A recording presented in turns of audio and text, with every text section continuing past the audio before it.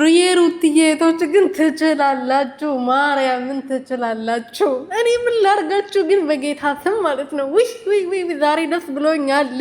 በጣም ነው ደስ ያለኝ ማለት ነው። እነዚህ እንከፎች እንግዲህ ላይቭ ላይ ራሱ መቀመጣጫ ነው።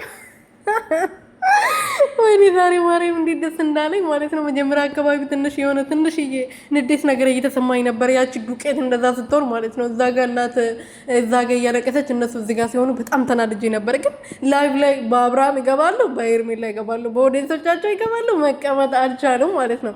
እና የሩትዬ እህቶች ምን ያህል እንደሚችሉ በዚህ አሳይተዋል። እና የኔ ጀግኖች ውይ ሩትዬ እንደናንተ እህቶች ስላላት ብቻ ማለት ነው ስላላት ብቻ ሌላ ነገር ራሱ አያስፈልጋትም ማለት ነው። ሌላ ሰው ራሱ አያስፈልጋትም። ማርያምን ፈጣሪ እድሜ ዘመናችሁን ይባርክ።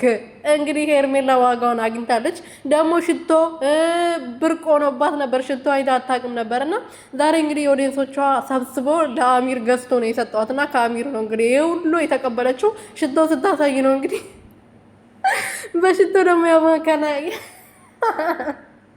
ኧረ እኔ አልቻልኩም።